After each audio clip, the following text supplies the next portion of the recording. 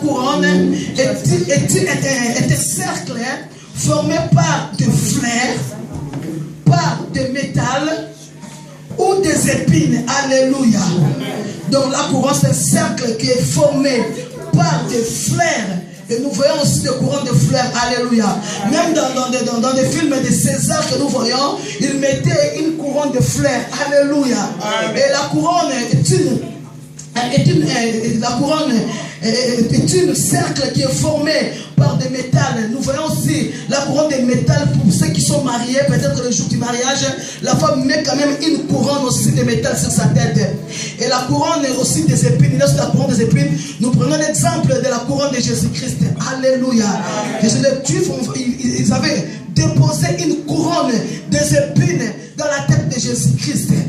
Pour elle, vous voyez que non, cette couronne, nous allons maintenant les déshonorer. Mais laisse-moi nous dire que la couronne, c'est comme signe de la royauté.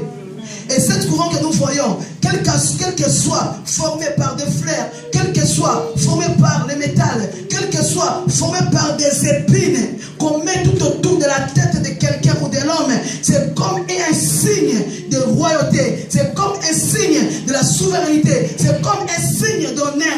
Alléluia. Et laisse-moi nous dire que la couronne, c'est un symbole de la victoire. La couronne, c'est un symbole de la réussite. La couronne, c'est un symbole du bonheur. Et la couronne, c'est un symbole du choix. Alléluia, peuple de Dieu. Les Juifs, ils ont formé une couronne des épines. Ils ont déposé cela dans la tête de Jésus, ou sur la tête de Jésus. Pour eux, ils voyaient qu'ils sont en train de minimiser Jésus-Christ. Pour eux, ils voyaient qu'ils sont en train de se moquer de Jésus-Christ. Parce que lorsqu'ils ont déposé cette couronne sur sa tête, ils commençaient à saluer Jésus. Ce salut roi des Juifs. Alléluia. Amen. Donc, ils disaient que salut roi des Juifs. Ils voyaient que nous sommes en train de se moquer de cet homme. Or, ils ne savaient pas qu'ils sont en train de confirmer sa royauté.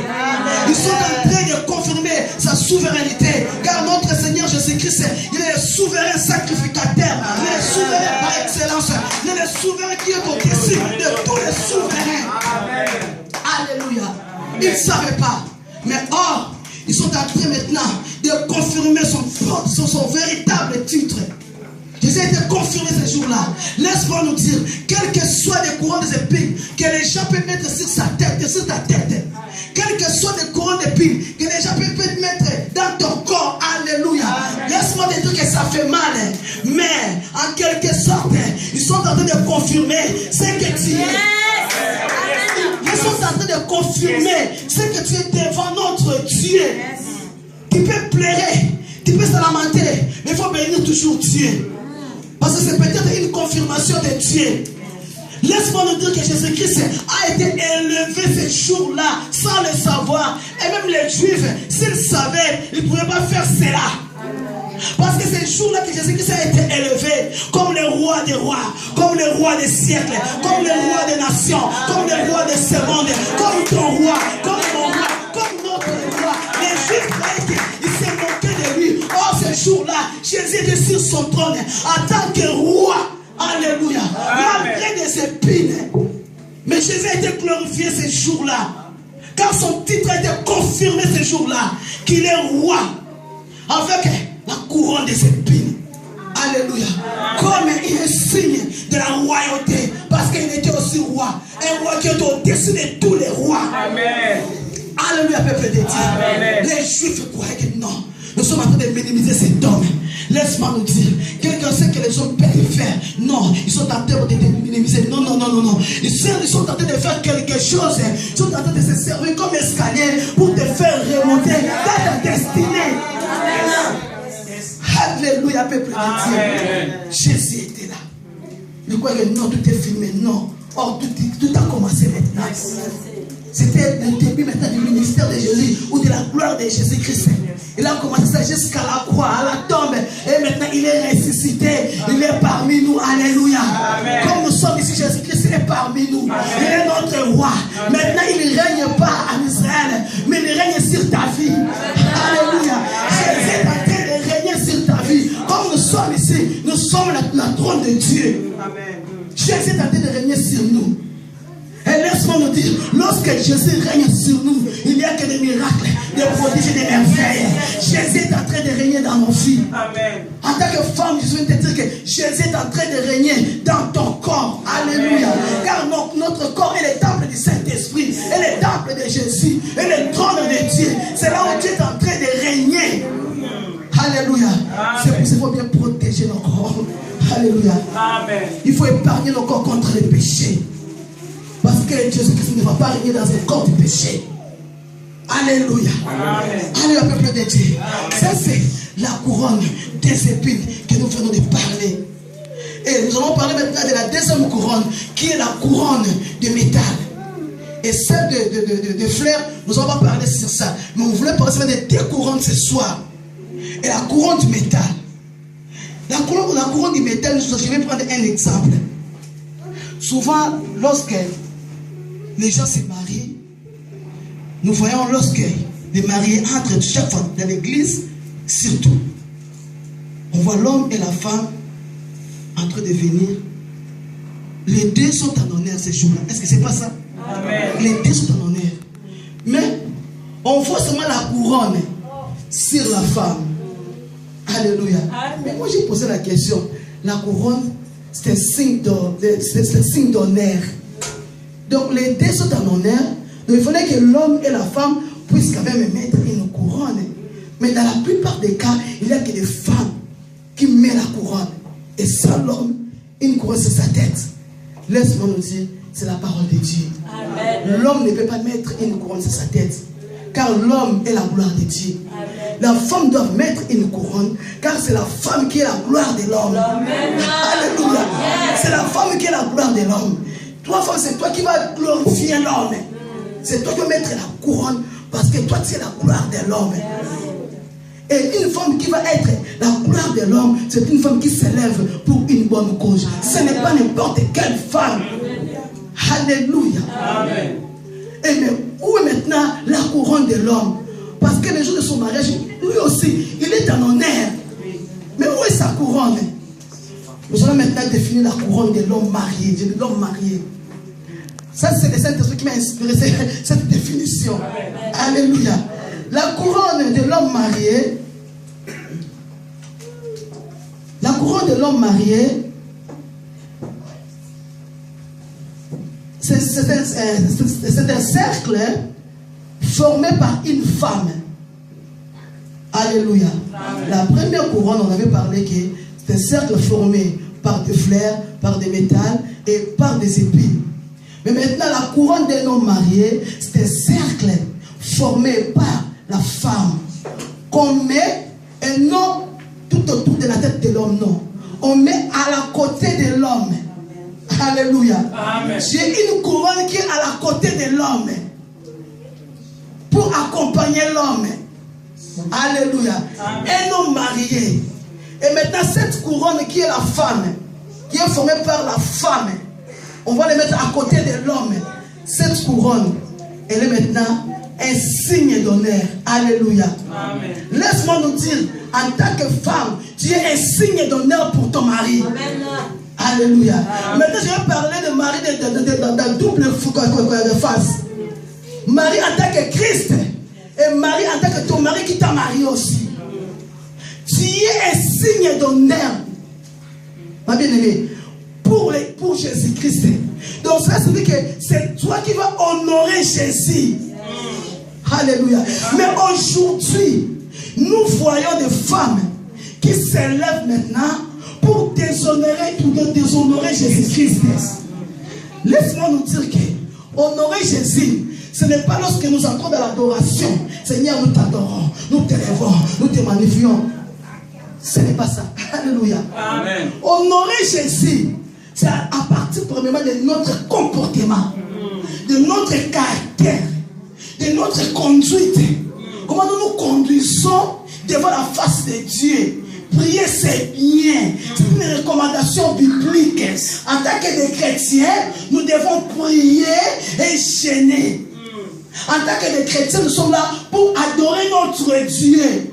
Mais pour honorer Dieu, ce n'est pas le problème de la prière. Pour honorer Dieu, c'est notre conduite qui compte maintenant. Est-ce que nous sommes en train d'honorer Jésus à travers de nos conduites? Alléluia. Amen.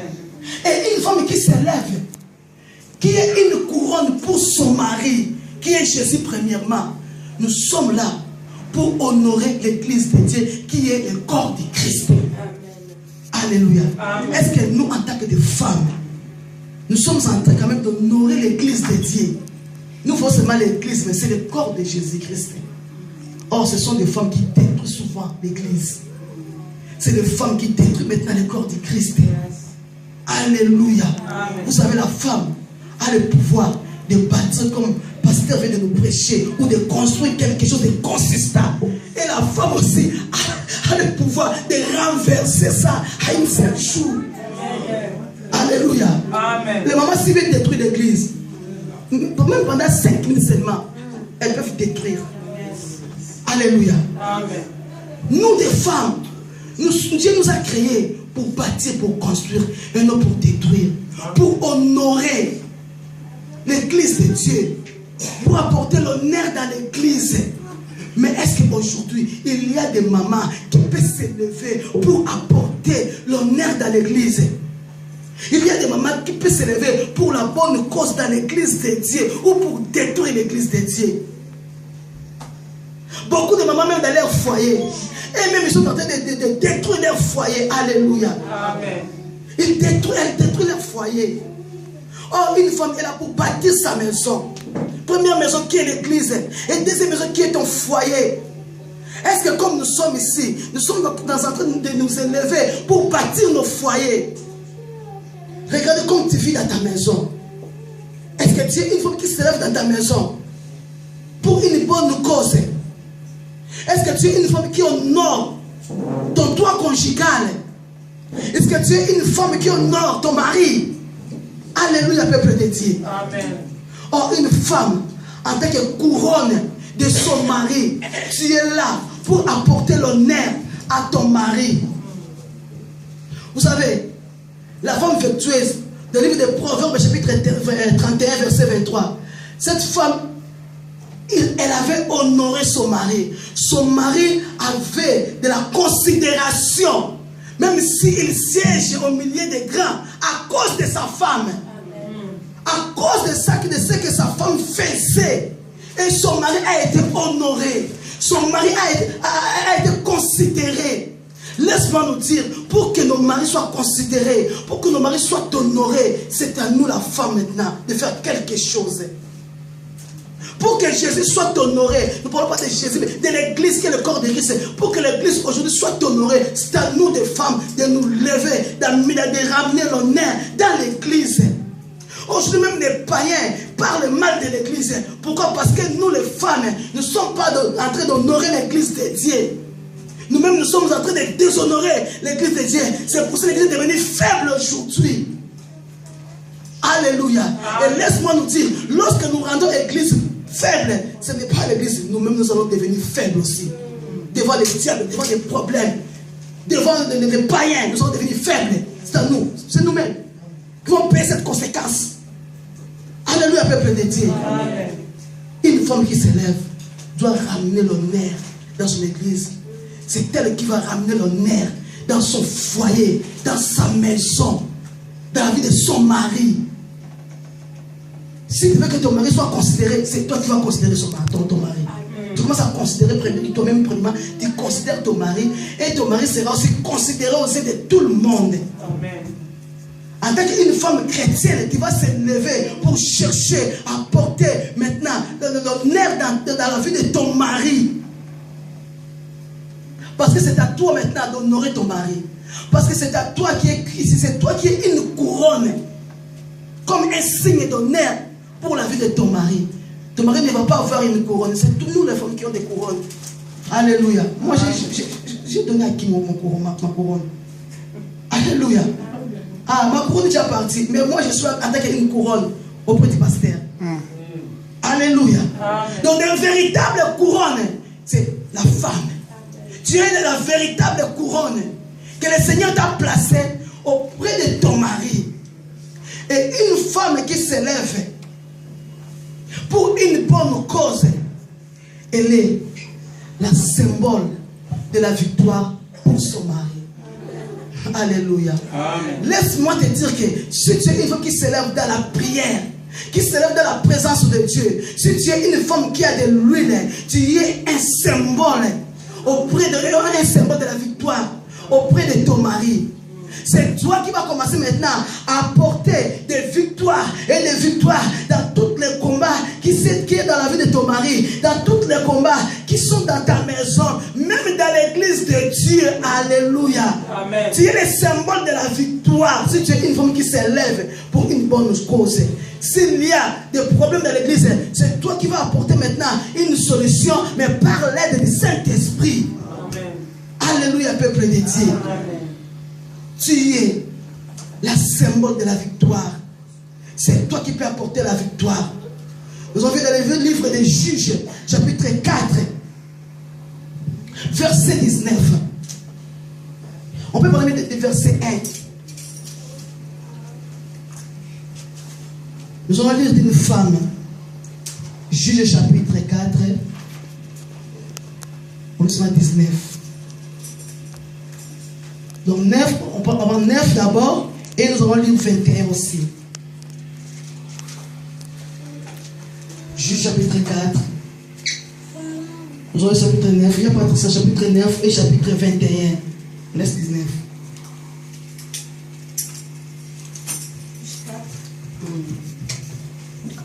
Dis le 9 et le 21. Dis seulement 9 et 21. Je lis la parole Seigneur. Elle répondit, j'irai bien avec toi, mais tu n'auras point de gloire sur la voie où tu marches, car l'Éternel livrera Sisera entre les mains d'une femme. Et Déborah se leva, et elle se rendit avec Barak à Kédesh. 21. Verset 21. Jaël, femme de Héber, saisit un pieu de la tente, prit en main le marteau, s'approcha de lui doucement, et lui enfonça dans la tente où le pieu. Qui pénétra en terre, il était profondément endormi et accablé de fatigue. Alléluia. Amen. La Bible nous dit que dans les temps des juges, lorsque Déborah était prophétesse en Israël, laisse-moi dire, dans les temps des juges, là, donc dans les temps anciens, donc c'était des prophètes qui dirigeaient maintenant Israël, dans les temps des prophètes. Donc les prophètes étaient comme des rois en Israël. S'il y a un problème, ce sont des prophètes qui sont en train de trancher des problèmes en Israël. Et ici, dans le chapitre 4 dans le livre des Juges, c'était Déborah qui était juge maintenant en Israël. Et la Bible dit que le peuple d'Israël, ils ont fait quelque chose de mal à l'Éternel. Ils ont commis la désobéissance à l'Éternel. Et l'Éternel les a renvoyés maintenant à l'esclavagisme entre les mains des Cananéens. Alléluia. La Bible dit que le roi des Caléjabins étaient là pour les ramener dans l'esclavagisme. Et son chef d'armée était Sisera. Sisera était là comme le chef d'armée. Et la Bible confirme, mais ce chef d'armée ou le général d'armée là de Cananéens était puissant. Alléluia. Amen. Mais notre Dieu, il est le Dieu tout puissant.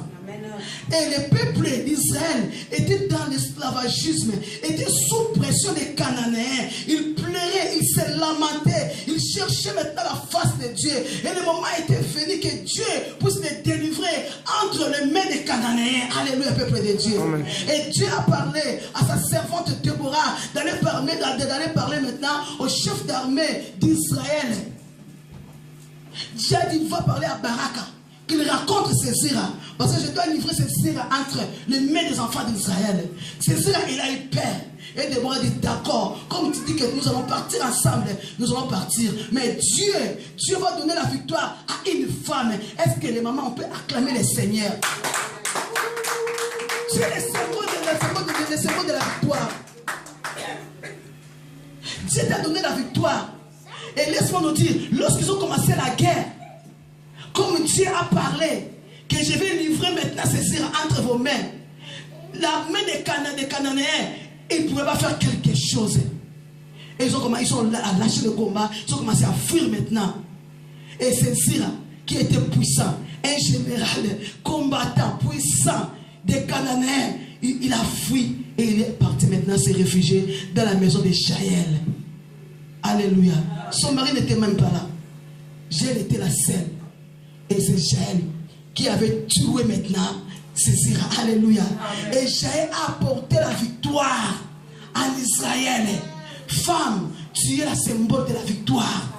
C'est toi qui peux apporter la victoire dans tous les combats de l'église. Et non renforcer encore l'église. Alléluia. C'est toi qui peux apporter la victoire dans ta maison. C'est toi qui peux apporter la victoire dans la vie de ton mari, de tes enfants. C'est notre devoir de chercher la victoire là où il y a des combats. Alléluia. Mais ce n'est pas n'importe quelle femme qui peut chercher la victoire. C'est une femme qui se lève pour une bonne cause. Alléluia, peuple de Dieu. Soyons de cette femme-là qui se lève pour une bonne cause. Jaël s'est élevé. Jaël, elle a enfoncé le marteau sur Sisera. Et Jaël a apporté une victoire en Israël en tant que femme. Tu as cette capacité d'apporter la victoire. Une femme qui se lève pour une bonne cause. Elle est aussi un symbole de la réussite. C'est la symbole de la réussite. C'est à la femme d'apporter la réussite dans sa maison, dans son église, dans sa famille, dans la vie de son conjoint.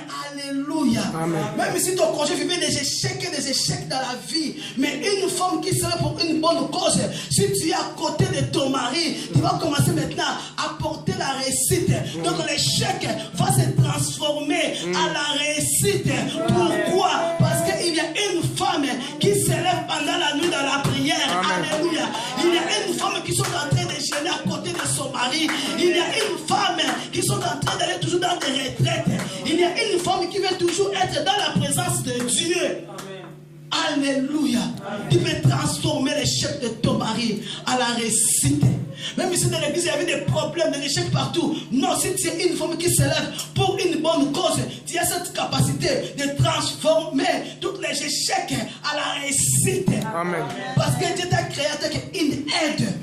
Tu n'es pas n'importe qui. Comme Dieu t'a créé en tant qu'une aide, nous sommes des aides. Dieu nous a donné une force à nous. Alléluia. Car notre Dieu, il est le Dieu de toute force. Oh, la Bible dit que la joie de l'Éternel soit votre force. Lorsque nous faisons la joie à Dieu, Dieu va nous donner sa force. Mais pour bénéficier de cette force, il faut que tu sois une femme qui s'élève pour la bonne cause. Alléluia, peuple de Dieu. Une aide. Vous savez, lorsque Dieu a commencé à créer, alléluia, Genèse chapitre 1er, donc tout ce qu'il créait, à la fin de chaque chose, Dieu disait toujours, Dieu vit que cela était bon. Alléluia. Il disait cela. Mais lorsque Dieu a créé l'homme était seul. Laisse-moi nous dire, la négativité a commencé maintenant. Alléluia. Dieu dit maintenant que il n'est pas bon l'homme soit. Dans la négativité a commencé. Laisse-moi nous dire en tant que femme, nous sommes le signe de la positivité. Alléluia. Dieu la positivité. Si l'homme est seul dans la négativité, mais si une femme est là maintenant, tout ça devient positif. Alléluia. Donc à cause de cela, tu vas chercher et que ton mari puisse réussir. Parce que toi, tu n'es pas là pour la négativité. Toi, tu es là pour la positivité. Tu es là pour soulever ton mari. Tu es là pour que ton mari aille de l'avant. Tu es là pour que le corps de Christ aille de l'avant. Tu es là pour que tout ce que nous faisons dans l'église puisse réussir. Alléluia. Amen. Tu es une aide. Alléluia, peuple de Dieu. En tant qu'aide, tu vas chercher par tous les moyens pour apporter la réussite. Hier, j'ai parlé, il y a d'autres femmes. Les maris pouvaient avoir beaucoup d'argent. Mais s'ils se marient avec une femme qui ne se lève pas pour chercher la bonne cause, oh, les maris vont commencer maintenant à tomber. Alléluia. Même s'il était riche, il peut devenir pauvre. Alléluia. Parce qu'il est tombé entre la main d'une femme qui ne se lève pas pour de bonnes choses. Une femme qui est là pour détruire seulement son mari. Alléluia, peuple de Dieu. Amen. Mais nous sommes créés en tant que des femmes chrétiennes pour ramener la réussite dans la vie de nos conjoints, pour ramener la réussite dans le corps du Christ. Alléluia. C'est le temps de l'huile. Pour que tu puisses ramener la réussite même dans le corps de Christ, il faut avoir de l'huile. Ma foute à Fouezala. Alléluia. Nous avons besoin de l'huile. Il faut chercher l'huile par tous les moyens. Ça va t'aider à mieux s'élever pour faire de bonnes choses. C'est l'onction du Saint-Esprit. Alléluia. Amen. Une femme qui s'élève pour la bonne cause, laisse-moi nous dire qu'elle est le bonheur, le bonheur de son mari. Si tu t'élèves pour la bonne cause, tu es un bonheur pour ton mari. Hier, j'ai parlé que beaucoup de femmes aiment que non, tu ne m'as pas donné ça, tu ne m'as pas acheté ça. Or, c'est toi qui es le bonheur de cet homme-là que tu t'es marié avec. Alléluia. La bénédiction de l'homme marié se trouve entre les mains de sa femme. Alléluia. Amen. Nous voyons chez nous en Afrique, nous avons une tribu Nuba. Même si le mari avait beaucoup d'argent, mais si sa femme ramène sera le fait étranger dans la maison. Je pense que vous connaissez ce que je parle. Amen. Ou si la femme va coucher avec d'autres maris, la mort peut entrer dans la maison. Amen. Alléluia. Amen. La vie des maris sera détruite. Les enfants vont commencer à mourir dans la maison. Moi je dis, ce n'est pas le Tibaou, mais c'est biblique. Alléluia. C'est biblique. Donc tu as ramené le fait étranger dans la maison. La maison va être détruite. Même s'il y a eu le bonheur dans la maison, cette bonheur doit partir. Parce que la femme a ramené maintenant le fait étranger dans la maison. La femme a ramené une destruction dans la maison. Or, une femme, elle est une personne qui va apporter le bonheur à son mari. Comment ils peuvent apporter le bonheur à son mari? Lorsque son mari a travaillé, moi je reste là pour prier. Alléluia. Je soutiens le travail de mon mari. Même si mon mari fait des affaires, je suis en train de soutenir les affaires de mon mari dans la prière et je protège ce que mon mari fait. Amen. Alléluia. Amen. Ce n'est pas que mon mari est parti, moi je prends 10 000. Mon mari, je sais prendre. Là, je détruis mon mari. Alléluia. Amen. Mon mari est parti. Bijou là-bas. Il y a combien là? Alléluia. Là, tu détruis. Alléluia, peuple de Dieu. Une femme est là pour apporter le bonheur sur son mari. Et nous avons vu même dans la Bible, dans le livre de Proverbes, chapitre 11, verset 16. Nous allons lire c'est la Proverbe 11, 16. L'argent que ton mari a, c'est toi qui vas travailler pour ça. Ma bolongo nde kosala makambo sur tout mana. To me ramba à la prospère, or ma bolongo mo eza quelque part. Proverbe 11, 16. La parole du Seigneur. Amen. Une femme qui a de la grâce obtient la gloire. Et ceux qui ont de la force obtiennent la richesse. Alléluia. Une femme qui a de la gloire, de la grâce, obtient la gloire. Mais une femme, ceux qui ont de la force, obtiennent la richesse. Et la richesse est entre les mains de la femme. Si un mari peut devenir riche, c'est à la femme de travailler pour cette richesse. Même si elle reste à la maison, c'est toi qui es condamné maintenant de travailler pour que ton mari puisse avoir cette richesse-là. Et beaucoup de femmes disent que donne-moi mais qu'est-ce que tu fais pour que cet homme puisse avoir le bonheur? Alléluia. Tu te demandes soit c'est bien. Parce que le désir de la femme portera sur l'homme. Alléluia, c'est comme ça.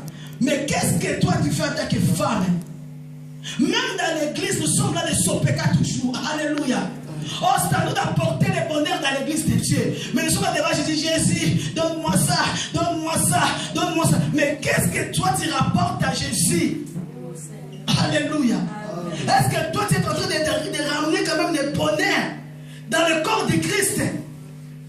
Tu peux toujours demander, c'est bien. Jésus est notre époux, il est là pour nous. Notre désir est porté sur Jésus. Mais qu'est-ce que nous faisons aussi en retour? Nous demandons seulement Mais nous apportons quand même le bonheur aussi dans le corps du Christ. Alléluia, peuple de Dieu. Proverbe 19, 14.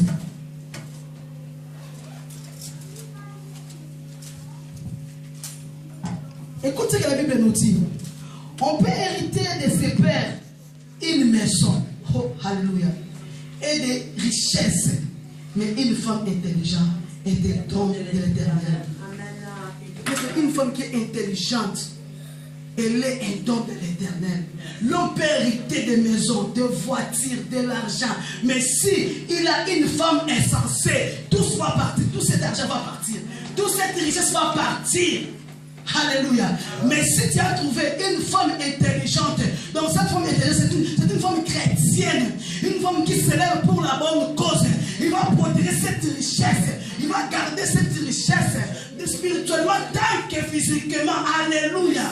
Pendant la nuit, elle prie pour protéger cette richesse, pour que les diables ne puissent pas toucher à la richesse de son mari. Alléluia, peuple de Dieu. Et la Bible, celui qui trouve une femme trouve le bonheur. Alors, mais pas n'importe quelle femme. On peut trouver le bonheur. Une femme qui s'élève pour une bonne cause.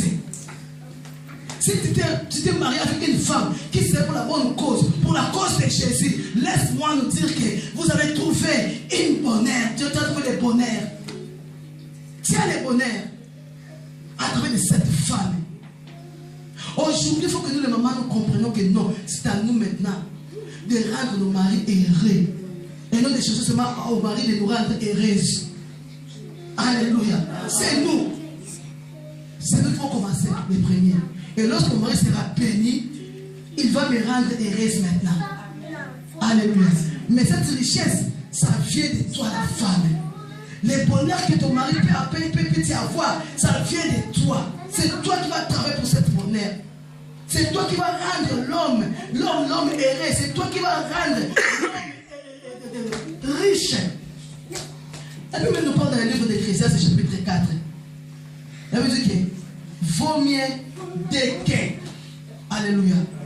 Parce que si nous sommes deux, nous allons bénéficier de double salaire. Alléluia. Mais si l'homme était seul, il ne pouvait pas avoir les deux salaires. Mais si l'homme était une femme, comme une femme, la porteuse de la bonheur, tu vas maintenant commencer à avoir des salaires. Si tu es ici en Europe, vivre avec un seul salaire, c'est difficile. Hein? Alléluia. C'est pas facile. Hein? Si c'est papa, c'est moi qui travaille avec ce salaire pour vivre avec ça à la maison, ce n'est pas facile. Et c'est partout aussi. Alléluia. Nous voyons même en Afrique, nos mamans travaillent. Comme il n'y a pas de travail là-bas, ils peuvent quand même vendre des choses partout. Il y a des femmes qui vendent quelque chose pour apporter quelque chose dans leur maison, pour apporter cette bonheur dans leur maison aussi. Si papa vient avec deux, moi je viens avec un, les enfants vont bien manger. Alléluia. C'est à la femme d'apporter du bonheur dans l'église, dans son foyer. Une femme qui s'élève, laisse-moi nous dire, pour la bonne cause, elle est la symbole de la joie. Esther a apporté la joie dans son territoire juif en Babylone.